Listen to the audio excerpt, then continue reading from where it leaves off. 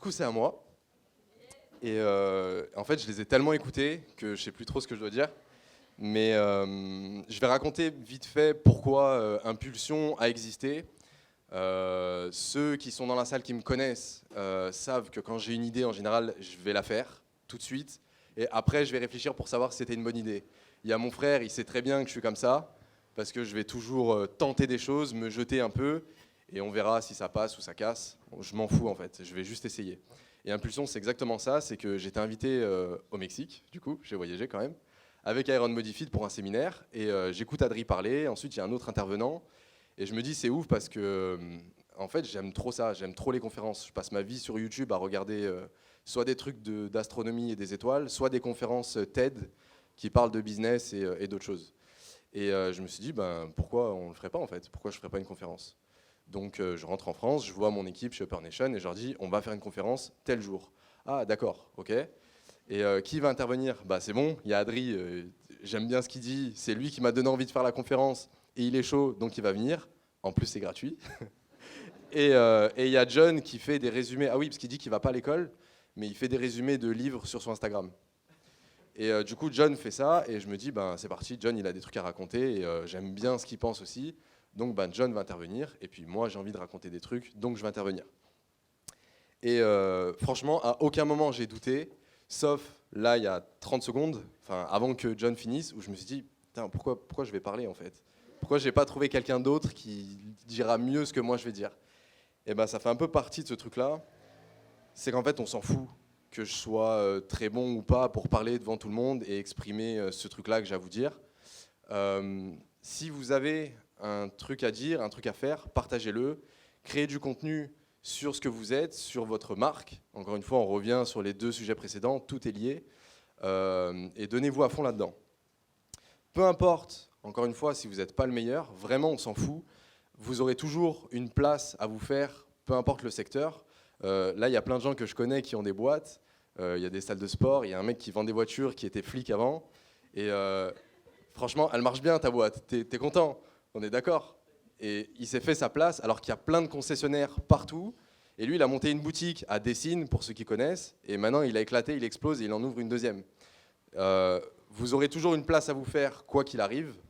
Et si je vous dis ça, je vais reprendre encore l'exemple des sportifs, parce que ça marche bien. Je pense que tout le monde est plus ou moins d'accord pour dire que Cristiano Ronaldo, c'est un des meilleurs joueurs de foot du monde. Mais ça ne veut pas dire... Ouais, t'es team Messi, toi. On s'en fout. C'est pas parce que lui, c'est un des meilleurs que les autres vont arrêter de jouer. C'est pas parce que Léonard de Vinci, c'était le meilleur peintre de sa génération, que les autres peintres ont arrêté, ou les autres sculpteurs. À cette époque-là, il y a Michel-Ange qui essayait de le tuer et de prendre sa place, en fait. C'est pas parce que Apple fait les meilleurs ordinateurs du monde, si, les autres doivent arrêter. Les autres font pas de PC, que des Mac. Non, en fait, cet exemple, il est bien parce que moi, je suis team Mac. Pour moi, c'est les meilleurs ordinateurs qui existent, clairement. Mais ça ne veut pas dire que les PC ne vont pas parler à d'autres personnes. Donc, si moi, je considère que les PC sont nuls, on s'en fout. Et les PC vont continuer à exister parce qu'il y a toujours quelqu'un qui va l'utiliser. Les PC vont se faire leur place. Vous avez vu, je vais vite. Je vais plus vite qu'eux. Donc, en gros, ce que j'ai à vous dire, c'est que c'est quoi votre motivation? Si vous avez une passion, une entreprise, donc un business ou une marque, un sport, une culture qui vous intéresse. J'ai un ami qui est là, qui est culture hip-hop à fond, sneakers, et il y va à fond en fait. Et peut-être que c'est pas le meilleur expert, mais il trouve quand même sa place. Il récupère ce qui lui plaît à lui, parce qu'il y a un peu cette bulle de sneakers avec les Off-White et compagnie. Ça plaît à certaines personnes. Lui, c'est pas son délire, et peut-être qu'il va moins vendre que s'il achetait du Off-White, mais il s'en fout, il va quand même vendre ce qui lui tient à cœur en fait. Et vu que j'ai écouté les autres avant, je suis un peu perdu là dans ce que je veux dire. Et du coup, si vous savez faire quelque chose et que vous aimez faire cette chose, vous allez y passer du temps. Plus vous allez y passer du temps, plus vous allez être meilleur. La persévérance, encore une fois. Sauf que plus vous allez y passer de temps, et il y a un moment où il va falloir manger en fait, il va falloir vivre avec ce truc. Donc, il va peut-être falloir essayer de le vendre. Et si vous voulez le vendre, il va falloir vous faire connaître et faire savoir aux autres que vous vendez cette chose. Tout à l'heure, Adri parlait des tondeuses et de faire des coupes aux gens dans son quartier. Ben, s'il n'avait pas fait savoir qu'il savait couper les cheveux, jamais de la vie il aurait pris 10 € pour faire une coupe de cheveux. Donc faites savoir ce que vous faites, ce que vous savez faire, et faites-le savoir beaucoup. Je vais prendre un exemple d'un pote, d'un ami qui aurait dû être là ce soir, qui n'est pas venu, et du coup c'est plus un ami, c'est un pote maintenant. Il s'appelle Loïc, il y en a qui le connaissent. Loïc, il vivait à Lyon, il était en CDI classique. Il a décidé de devenir frontalier suisse. Donc travailler en Suisse, vivre en France pour avoir un plus gros salaire, moins de dépenses. Ensuite, grâce à ce salaire qui s'est fait, il s'est mis dans l'immobilier, il a commencé à investir et franchement, il est devenu très bon. Du coup, il s'est dit quoi? Je vais lancer une formation en ligne. Formation d'abord pour devenir frontalier suisse et ensuite pour faire de l'immobilier. Ça a réussi pour lui, donc pourquoi il ne le transmettrait pas? Et bien sûr, cette formation, elle est payante. Et si je vous dis ça, c'est parce que sa manière de faire savoir qu'il avait mis une formation en ligne, ça a été de créer une chaîne YouTube. Et en fait, sur cette chaîne YouTube, il a pris des petits morceaux de sa formation, des petits extraits, sans en donner trop.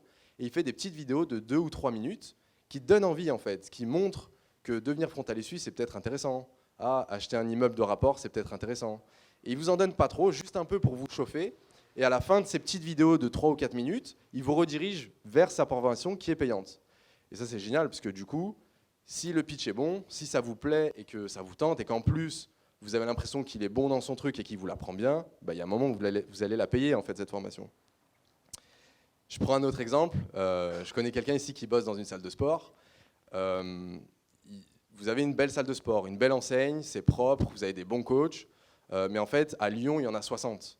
Donc si vous voulez vous démarquer, vous devez exister, et notamment sur Internet, sur les réseaux sociaux. Si vous ne le faites pas, vous allez disparaître. Qui va savoir que vous existez alors qu'il y a l'appart qui fait des campagnes nationales avec 2 millions de budget et tous les autres en fait, qui se mettent autour, même si c'est des indépendants, vous êtes obligé de communiquer et de faire savoir qui vous êtes, parler de votre marque, parler de votre identité, parler de votre vision. Désolé Dora, tu bailles, j'ai bientôt fini. Parlez de votre vision, démarquez-vous, essayez d'être original en fait. Faites pas comme tout le monde. Quand vous créez du contenu sur votre marque, faites en sorte que vous soyez remarquable, faites en sorte que vous sortez du lot et qu'on voit, ah putain, c'est cette salle de sport, c'est pas une autre, c'est pas toutes les salles de sport. Je vais en citer quelques-unes, on s'en fout, mais dans ma tête, si je pense à Fitness Park ou Body, un autre truc, bref, je sais plus, mais en gros des salles de sport où tu sais qu'il n'y a que des gars super musclés qui y vont et qui font du crossfit, eh ben on va peut-être faire autre chose. On va peut-être montrer une autre image, peut-être que nous on va être dans la douceur, on va être dans le bien-être, chez nous c'est propre, chez nous on ne se regarde pas dans la glace, chez nous on vient habiller correctement, etc. Donc démarquez-vous, communiquez à fond sur votre marque. Et il y a un autre constat que je fais, c'est le fait de répéter votre message. En fait, dire une fois que vous êtes bon et montrer que vous êtes bon et peut-être que vous l'êtes vraiment, ça ne marche pas. Vous avez besoin de répéter et de matraquer votre message des centaines et des milliers de fois pour qu'en fait vous faites partie du décor des gens qui vous ont connu grâce à votre communication. Vous devez faire partie de leur environnement et ça doit être naturel pour eux de savoir que vous existez. Et le jour où ils ont besoin de vous, par exemple si quelqu'un n'a jamais fait de sport de sa vie, mais que sur Instagram il a tout le temps la même sponsor de la même salle de sport qui est dans sa ville, le jour où il va se dire « Allez, aujourd'hui, je vais faire du sport », bah, c'est sûr qu'il va aller dans cette salle. Donc en fait, vous avez besoin de multiplier ce message des centaines de fois. Et je vais reprendre l'exemple de Loïc, du coup, qui vend sa formation et qui fait des vidéos YouTube. S'il met sa formation en ligne, il crée sa chaîne YouTube, il fait la meilleure vidéo de pitch pour vendre sa formation, il la met et il attend. Bah, il ne va rien se passer du tout, puisqu'il n'aura fait qu'une vidéo. Et sa stratégie à Loïc, elle a été bonne, ça a été de dire toutes les semaines, je vais poster des vidéos. Donc en plus de la répétition du message, c'est la régularité. Toutes les semaines, il poste. Et du coup, il y a de plus en plus de gens qui vont le voir, qui vont s'intéresser à ce qu'il fait et qui vont sûrement acheter sa formation. Plus vous le répétez, et en fait les algorithmes aujourd'hui des réseaux sociaux fonctionnent comme ça, ils vont tester sur certaines personnes pour voir si ça prend. Si la personne regarde 10 secondes de la vidéo, c'est qu'elle n'est pas bonne. Si la personne regarde la vidéo en entière, c'est qu'elle est bonne et elle va commencer à le diffuser un peu plus. Donc YouTube va prendre votre vidéo, va la pousser et on va la voir un petit peu plus. Et si d'autres la voient, ben d'autres vont la voir et c'est exponentiel en fait et ça part. Donc sa stratégie est super bonne, c'est de dire je fais une vidéo par semaine, donc je multiplie le message et je suis régulier. Et comme ça en fait vous maximisez vos chances en plus parce que vous vous améliorez au fur et à mesure. Si sa première vidéo est un peu moyenne, La deuxième va être un peu mieux, la troisième un peu mieux, et la dernière, ça va être de la tuerie en fait. Donc il est sûr de vendre sa formation. Plus de contenu, plus de chances de tomber sur la bonne personne. Donc c'est la même chose. C'est en fait, à force de vous améliorer, il y a forcément à un moment une personne qui va être touchée par votre truc. Si Repeat aujourd'hui dit on fait un tarif étudiant, moi je ne suis pas étudiant, je m'en fous. Mais par contre, ils disent que c'est garanti à vie. D'ailleurs, je crois que j'ai jamais vu ça nulle part. Ça va me parler. Le jour où j'ai mis 1300 € dans un iPhone 13 qui est sorti il y a 2 jours et que je le casse, c'est sûr que je vais aller le faire réparer chez eux parce qu'en fait, c'est garanti à vie et ça m'apporte un truc super cool. Et si Repeat le dit partout, dans toute la ville, c'est sûr que le jour où je vais avoir besoin de changer ma vitre d'iPhone, je vais aller chez eux. Un autre truc, aujourd'hui, on est à l'ère de TikTok. Et TikTok, c'est quoi? Je sais, ça peut faire rire, mais TikTok, c'est des vidéos de 15 secondes faites à l'iPhone. Tout le monde peut le faire. Et en fait, il y a des experts qui ont 18 ans, voire 15 ans ou 12 ans. Et ces experts-là de TikTok, qui font leur truc en 2 secondes avec leur iPhone, ils vont peut-être un jour pouvoir vendre, ou même vouloir vendre, ce que vous avez à vendre. Et c'est pas bon, parce qu'en fait, ils sont super prolifiques. Ils vont faire 30 vidéos pendant que vous en avez fait une. Et si vous dites... Bah non, nous on est une grosse boîte, pourquoi on va faire du TikTok comme les gosses de 20 ans? On n'est pas à ce niveau-là, on va pas se rabaisser, nous on fait des pubs à la télévision. Bah non en fait, si vous ne vous remettez pas en question, eux, le jour où ils vont décider de vendre votre truc, ils vont le faire parce qu'en fait ils ont des millions de vues sur TikTok. Donc vous devez prendre le cap, vous êtes obligé de vous remettre en question et d'aller sur ces plateformes et de vous adapter tout le temps à ce qui est en train de se passer. Vous devez être partout tout le temps et j'essaye d'aller un petit peu vite. Il y a une petite stratégie qui marche bien, que j'ai présentée d'ailleurs en séminaire une fois, c'est la stratégie en entonnoir, c'est-à-dire de partir du plus complexe, qui coûte le plus cher, jusqu'au plus simple, qui coûte le moins cher et qui est le plus facile à réaliser. Le plus compliqué, ça va être par exemple une publicité à la télévision, où vous allez devoir mettre beaucoup d'argent, vous allez y passer du temps, parce que comme c'est de l'argent, vous voulez que ce soit fait dans le détail, vous voulez que tout votre message passe, que votre cible soit bien précise, que tout le monde comprenne ce que vous avez à vous dire. Donc en fait, ça va vous prendre beaucoup de temps, beaucoup d'argent pour peut-être moins de résultats. Mais vous pouvez le faire quand même, je ne vous dis pas de ne pas le faire, mais c'est très compliqué. Si vous n'avez pas les moyens, descendez d'un petit cran. Et en fait, vous prenez ce message, vous le divisez en plusieurs morceaux, un peu comme Loïc il a fait avec ses vidéos, sur YouTube pour vendre sa formation. Et là, vous créez du contenu, par exemple, pour les réseaux sociaux. Donc, vous allez prendre une partie de votre message, cibler quelque chose, cibler quelqu'un, prendre une cible particulière dans votre clientèle, et vous allez diffuser. Et en plus, l'avantage, c'est que Instagram, de base, par exemple, c'est gratuit, mais vous pouvez sponsoriser vos posts. Donc, vous sponsorisez, et là, vous êtes sûr qu'il y a des millions de gens qui le voient. Et ça vous coûte forcément moins cher que la télé. Donc, restez à ce cran-là. Faites une multitude de contenus. Moi, je dis de la vidéo parce que ça me parle, parce que c'est mon truc, mais ça peut être de la photo, ça peut être des flyers, ça peut être autre chose. Ensuite, vous continuez à descendre d'un cran, et là, ça peut être un peu plus léger, par exemple. On peut passer sur du TikTok, où vous allez pouvoir faire, je dis n'importe quoi, je reste sur la vidéo, 30 vidéos par jour, et vous savez que vous en avez une tous les jours pendant le mois qui arrive.